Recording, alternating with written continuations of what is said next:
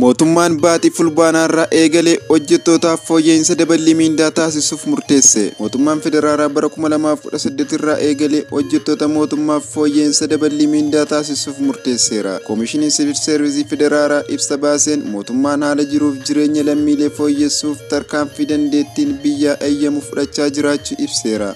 Haaluma kanaan mootummaan hojjettoota mootummaaf fooyya'insa dabalii mindaa taasisuuf murteessu beeksise. Fooyya'insa kanaan mindaan hojjettoota mootummaa inni gadaanaan birrii 4,760 irraa gara birrii 6,000tti akka guddatu ibsameera. Mindaan hojjettoota mootummaa inni olaanaan immoo birrii 21,492 irraa gara birrii 39,000tti kan guddatu ta'uun eerameera.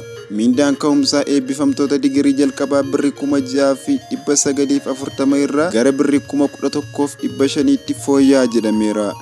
Mindaan hojjettoota mootummaa Siviil Seervisiin haala dameewwan garaagaraa keessatti bobba'anis kan fooyya'u ta'uu koomishinichi beeksiseera. Fooyya'insi dabalii mindaa kun baajata dabalataa birrii biliyoona 100 fi biliyoona 60 ol gaafachuu kan ibse koomishinichi baasii mootummaa waliigalaa waggaatti mindaaf birrii biliyoona 500 fi biliyoona 60 ga'u hubachiiseera.